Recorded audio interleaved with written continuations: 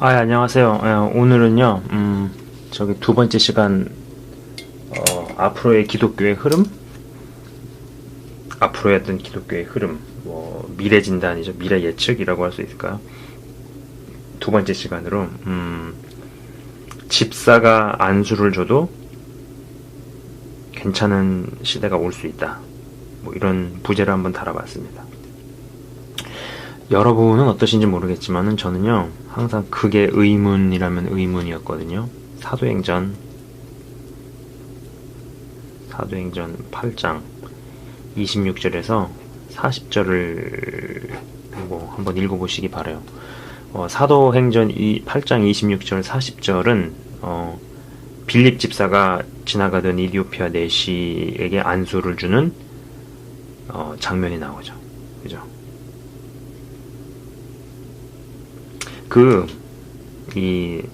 참고로 이제 성경 말씀은 복불복의 복불복, 둘 중에 하나예요. 다 맞던지, 다 틀리던지. 그죠? 하나님은 인간이 아니시기 때문에 실언하거나, 헛소리를 하거나 이러지 않으시죠. 그죠? 다 맞던지 다 틀리던지 하는데 다 틀리던지는 아니라는 거 아시죠? 그럼 다 맞는 거죠. 그죠? 어떤 말씀은 좀 더 중요하고 어떤 말씀은 좀 덜 중요하고 어떤 말은 맞고 어떤 건 틀리고 성경 말씀은 절대 그렇지 않습니다. 근데 이 빌립 집사가 이디오피아 내시에게 안수를 주던 때는 유대교에서 이제 기독교가 막 이제 태동을 하던 시기였잖아요. 그죠? 당연히 그랬기 때문에 이제 어떤 체계라든지 질서가 없었던 시기죠. 이제 우리가 아는 이 성경, 지금의 이런 성경은 사실 AD 300년 이후에 완전한 그 형태로 나온 거거든요. 그 전까지는 어떤 구전이라든지 아니면 편지라든지 이런 걸로 해가지고 이제 이렇게 전해 내려오던 주의였거든요. 그죠? 한마디로 노 시스템이었습니다. 네. 근데 자, 이게 보시면은요. 근데 이제 개인적인 궁금증을 가지고 제가 이 말씀을 얘기를 하면서 성경에는 집사가 안수를 줬는데 왜 평신도는 안수하면 안 되냐고 물어보면은요, 제가 경험했던 목사님의 대답은 이런 거였어요. 결론은 뭐라고 얘기하냐면은, 제가 이해하는 바로는 결국 그분이 얘기하시는 건 그거였어요. 교리를 방어하기 위해 말씀을 사용하더라고요. 말씀을 사용. 예. 그러니까 속한 교단이 장로교단이다. 그럼 장로교단의 교리를 방어하기 위해서 말씀을 사용하는 거예요. 그러면서 집사는 안수를 해주면 안 된다. 이렇게 얘기를 하시는 거예요.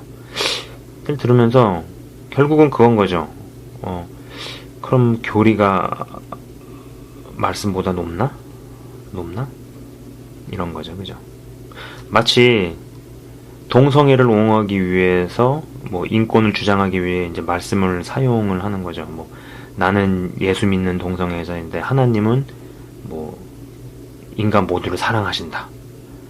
이렇게 얘기하면서 자기 자신의 어떤 권리를 주장을 하고 자기 권리의 어떤 당위성을 입증받기 위해서 말씀을 쓰는 거죠. 인권이 신권보다 높은가? 자, 보세요. 말씀 위에다가 교리를 올리거나 신권 위에다가 인권을 두게 되면은요, 우리가 앞으로 경험할 일은 멸망과 저주와 심판밖에 없어요. 그죠? 교리는 사람이 만든 거기 때문에 말씀 밑으로 들어가야 되고, 인권은 당연히 신권 밑으로 가야지 그 사람이, 그 민족이, 그 나라가 잘 되고 하나님의 어떤 복을 받고 보호를 받고 이런 거 아니겠어요. 그죠? 근데 저는 이제 이렇게 예측을 해봅니다. 빌립 집사가 안수를 지도한 시절에는 노교리, 노교단, 노성경이었죠. 성경이라는 우리가 아는 그런 형태가 아니었단 말이에요. 그런 시대에 안수를 주었다면은 앞으로 다가올 시대에는 우리가 알고 있는 시스템들이 붕괴가 되고, 그리고 양과 염소로 갈리고 있고, 또 여기에다가 뭐 휴거가 일어나고, 그리고 이때 아마 많은 수가 진짜와 가짜를 알게 될 거라고 봐요. 물론 이제 누가 진짜였고 누가 진짜고 누가 가짜인지는 지금도 하나님께서 드러내고 계시다라고 좀 봅니다. 아시는 분들은 아시겠지만은 여러 경로를 통해서 많이 드러났죠. 그죠? 뭐 깊은 얘기는 안 하도록 할게요.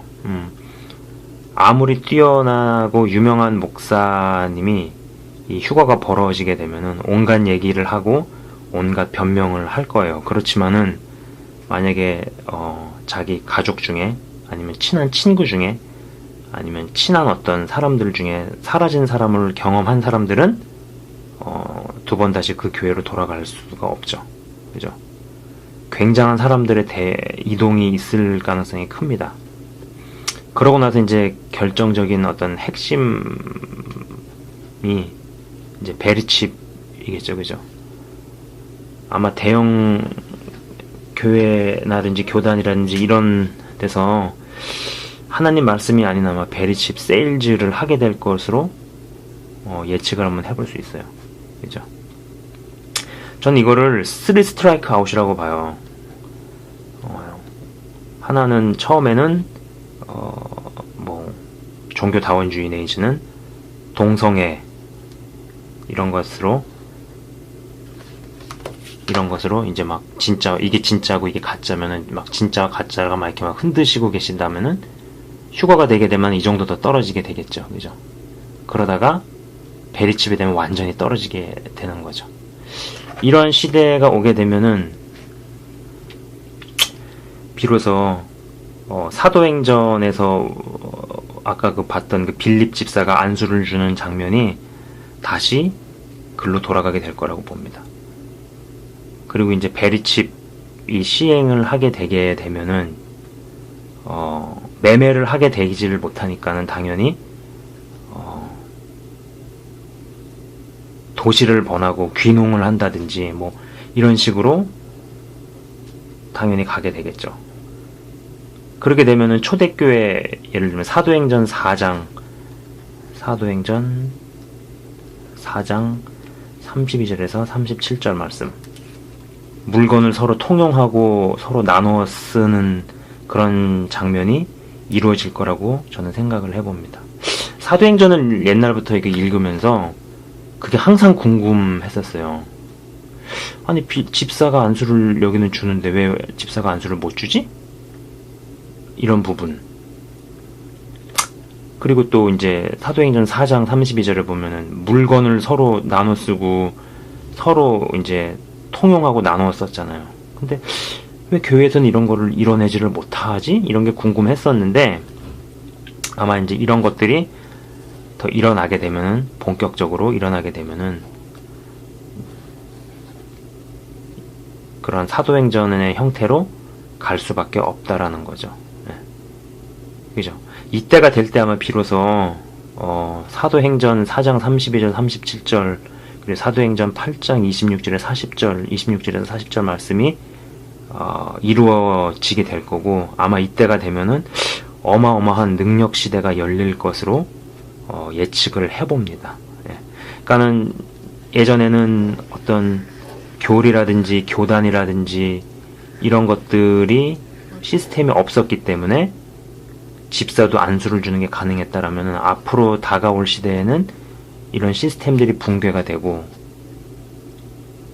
그리고 동성애라든지 WCC라든지 아니면 베리칩이라든지 이런 거를 옹호하는 교리나 교단에서는 뭔가 정상적으로 생각하는 사람들은 거기서 나올 수밖에 없는 거죠. 그죠? 그렇게 되면은 굳이 그런 데서 안수를 받고 하는 것이 의미가 없잖아요. 정말 살기 위해서라면요. 근데 개인적으로 이제 저는 이 첫 번째 스트라이크는 시작이 됐다라고 봅니다. 예. 이미 우리가 알 수 있잖아요. WCC라든지 동성애에 대한 시각으로 인해 가지고 나눠지고 있다라는 것을 우리가 알고 있죠. 이렇게 가다가 두 번째는 아마 이게 휴거가 되지 않을까. 예. 얼마나 사랑이 많으신 하나님인지 우리가 알 수 있는 것 같아요. 이미 여기서 아는 사람들은 아마 다 발을 빼거나 움직이거나 그랬을 거예요. 그러나 여전히 긴가민가 하는 사람을 위해서 또 한 번의 기회를 허락하시겠죠. 이때 되면 또 더 많은 사람들이 빠져나올 것이고, 이때가 되면은 베리칩이 본격적으로 가게 되는 때가 되면은 더 많은 사람들이 빠지게 되겠죠. 그러나 이때가 되면은 완전히 이렇게 겹쳐있던 데에서 점점 하다가 완전히 나눠지는 거기 때문에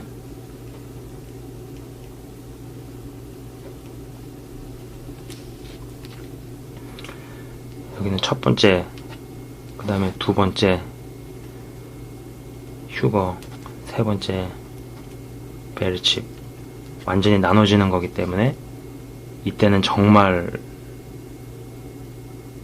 어떤 교단이다 교리다 소속돼가지고 안수를 받고 이런 것들이 의미가 없어지게 되죠. 만약에 그 주의 종이 잘못된 가르침을 따르는 그런 따르는 교단이라면은 이런 것들이 의미가 없어지게 되는 거죠. 그죠? 사실은 원래 저도 이 강의를 이제 하면서 제가 이제 올린 강의 중에 교회는 원래 집단 리더십 체제다 뭐 이런 식으로 하나 올린 게 있어요. 그래서 그때는 오중직임에 대해서 얘기를 했는데, 사실 그게 가장 맞는 모습이고 각자의 역할대로 그렇게 돌아가면은 좋지만은 그렇지 못하게 된 부분이 많죠. 그래서 이제 어떤 목사와 교사가 득세하는 시스템으로, 그죠? 이런 부분에 대해서는 다른 또 이제 강의에서 제가 다뤄보도록 하겠습니다.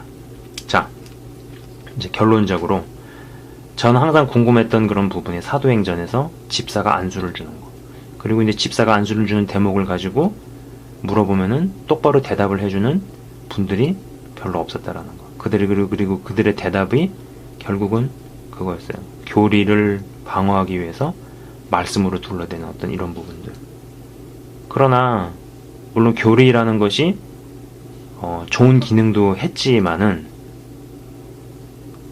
또 중요한 부분이 될 수도 있겠지만은, 지금에 와서는 자기들의 어떤 성역을 방어하기 위한 어떤 뭐랄까요, 자기들의 어떤 영역을 보호하기 위한 그런 수단으로 더 쓰여지는 부분이 많은 것 같다라는 생각을 해봅니다. 참 이상한 거죠. 평신도들도 사역자다, 사역을 해야 된다, 이렇게 권면하고 이야기를 하면서 정작 평신도가 굉장히 귀하게 크게 쓰이기 시작하면은 공격을 감행을 하죠. 그런 걸 볼 때 그런 생각을 해봅니다. 진짜 저 평신도 사역자가 이단이라서 저분들이 저러는 것인지, 아니면 자신들의 밥그릇을 뺏기고 있다라는 생각 때문에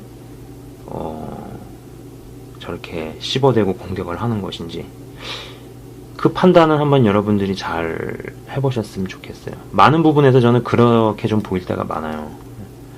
그러니까는 마치 고졸 출신의 연기 잘하는 배우더러 넌 대학의 연영과를 나오지 않았으니까 앞으로 연기하지 마라, 이런 논리로 좀 들리는 거죠.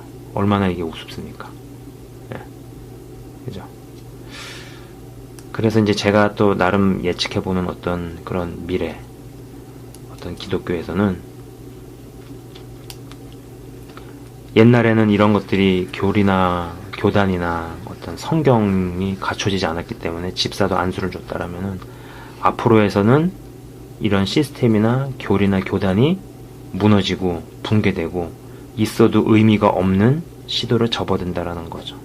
그리고 그런 시대를 가게 되는 어떤 키워드가 이제 첫 번째는 WCC라든지 종교다원주의, 그리고 이런 걸 통해서 지금 하나님께서 거르고 계시죠.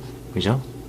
그리고 이제 두 번째로는 휴거가 일어나고, 또 세 번째로는 베리칩의 시행을 통해서 교리나 교단이나 이런 것들이 의미가 없는, 그리고 이런 때가 될 때 정말로 집사들도 집사가 돼도 안수를 주게 되고, 또 그리고 누가 목사고 누가 집사고 누가 무슨 교사고 누가 이런 것을 나누고 등급을 매기고 무슨 줄 세우기를 하는 것 자체가 의미가 없는 시대로 가게 될 거라고 예측을 해보는 것입니다. 예, 그러면은 지금까지 제 동영상을 시청해주신 여러분께 감사드리고요. 나중에 또 뵙도록 하겠습니다. 예, 감사합니다.